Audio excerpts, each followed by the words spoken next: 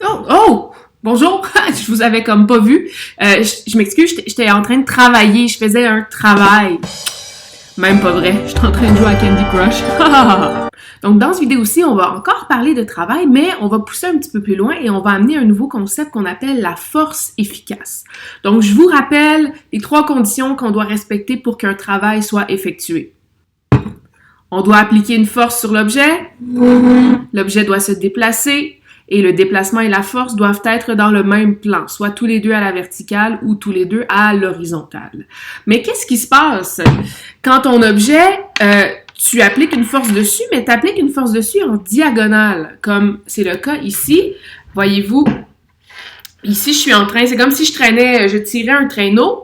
La force qui est appliquée sur le traîneau, elle est appliquée en diagonale. Je ne suis pas en train de pousser sur le traîneau complètement à l'horizontale. Je suis pas non plus en train d'appliquer une force complètement à la verticale. Je suis en train de tirer en diagonale. Alors, qu'est-ce qui se passe dans ce cas-là? C'est de ça dont on va discuter dès aujourd'hui. Donc, aujourd'hui, on va parler de force efficace. Le terme efficace, vous êtes habitué de l'utiliser dans la vie de tous les jours. Ça veut dire, quand quelqu'un est efficace, ça veut dire qu'il travaille bien, qu'il est productif. Donc, force efficace, on va se servir un petit peu de cette définition-là pour en déduire qu'est-ce que c'est ce concept-là. Alors, la force efficace, c'est tout simplement la force appliquée sur un objet qui va réellement faire bouger cet objet-là, à condition qu'il bouge, bien sûr. Et donc, le F de la formule du travail, je vous rappelle, la formule du travail, c'est W est égal à F multiplié par D ou delta S. Eh bien, le F de la formule, c'est la force efficace. Dans les exemples qu'on a fait jusqu'à maintenant, c'était relativement facile parce que la force appliquée sur l'objet, elle était dans un seul plan. Elle était soit au plan vertical ou soit au plan horizontal. Mais lorsqu'on a des objets sur lesquels on va appliquer une force en diagonale, comme ce que je viens de vous montrer, là, on va avoir besoin du concept de force efficace. Donc, prenons comme exemple un monsieur qui traîne son enfant sur le traîneau. Donc, on voit bien ici que le monsieur, il applique une force sur le traîneau en diagonale parce qu'il n'est pas en train de tirer complètement à l'horizontale, il n'est pas en train de tirer complètement à la verticale, il tire en diagonale. Et en tirant de cette façon-là, ça fait en sorte que le traîneau va se déplacer comme ça sur un plan horizontal vers la droite. Donc, la flèche rouge ici correspond au déplacement. Et la flèche jaune que vous voyez qui vient d'apparaître, ça correspond à la force appliquée par le petit monsieur ici.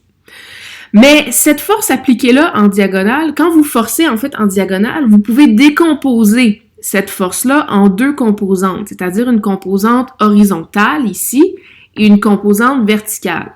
En d'autres mots, quand vous tirez en diagonale sur le traîneau, vous êtes en train de le tirer un petit peu à l'horizontale, puis de le tirer aussi un petit peu à la verticale. Fait que c'est pour ça que ça vous donne une force appliquée qui est en diagonale. Donc, une petite composante horizontale ici, une composante verticale ici.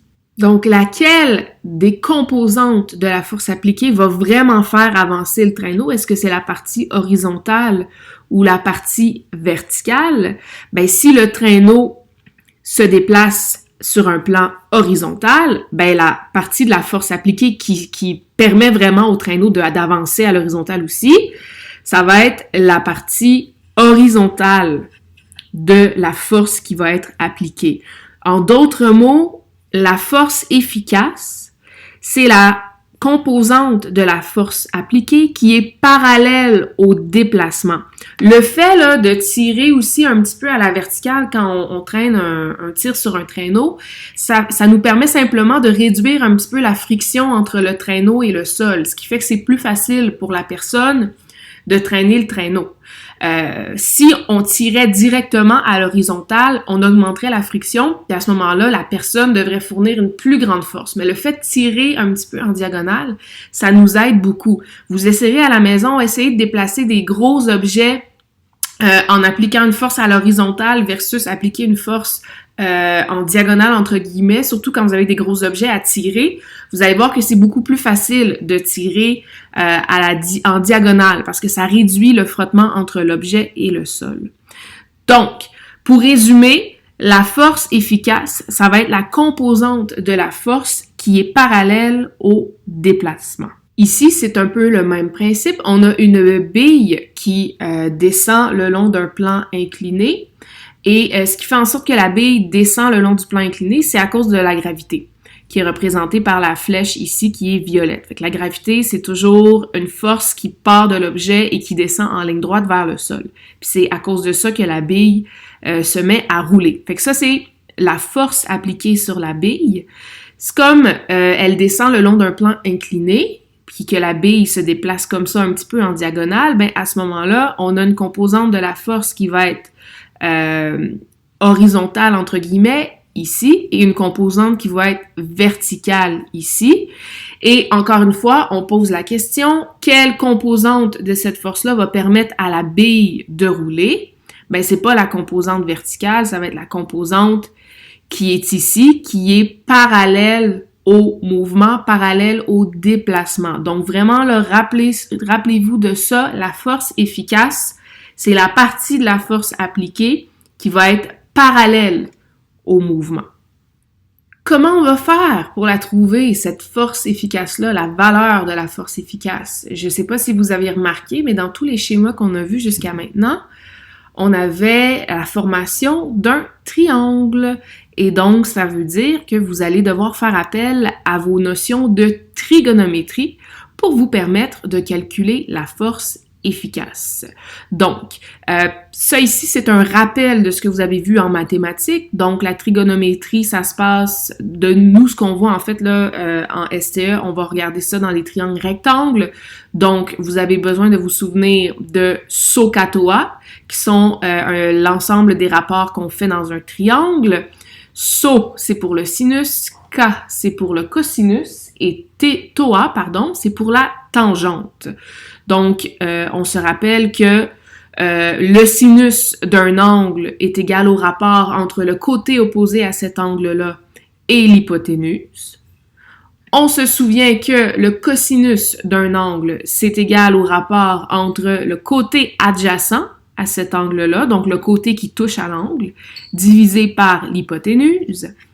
Et finalement, tangente, la tangente d'un angle, c'est égal au côté opposé à cet angle-là, divisé par le côté adjacent à l'angle. Donc, nous, on va utiliser ces trois rapports-là pour nous aider à calculer la force efficace. Donc, on va y aller avec un exemple en contexte, comme ça vous allez un petit peu mieux comprendre comment est-ce qu'on a utilisé la trigonométrie pour trouver la force efficace. Donc, dans cet exemple-ci, j'ai une boîte, comme ça ici, et je tire sur la boîte avec une force de 27 newtons. Mais je ne tire pas sur la boîte complètement à l'horizontale ou complètement à la verticale, je tire sur la boîte avec un angle de 40 degrés par rapport à l'horizontale. C'est mon angle de 40 degrés qui est indiqué ici. Et la question, c'est quelle va être la valeur de la force efficace? Donc, si vous regardez bien ici le schéma que vous avez, ça vous fait comme une espèce de triangle. Donc, vous avez l'hypoténuse qui est le 27 newtons. Vous avez ici la composante horizontale et la composante verticale qui ensemble forment un angle de 90 degrés. Et vous avez l'angle de votre force appliquée qui est de 40 degrés. Donc, on cherche la valeur de la force efficace. Là, rappelez-vous que la force efficace, c'est toujours la composante qui est parallèle au déplacement. Donc là, je me rends compte, j'ai oublié de vous indiquer une information dans le problème. On tire sur la boîte et la boîte se déplace par là. Ça, c'est le déplacement. Donc, la boîte se déplace à l'horizontale. Ça veut donc dire que la composante de ma force appliquée, qui est vraiment la force efficace, c'est la composante qui va aussi être à l'horizontale. Donc, c'est ce côté-là de mon triangle que je cherche, car c'est lui qui correspond à la force efficace. Et là, vous réfléchissez au rapport trigonométrique que vous possédez. SOHCAHTOA.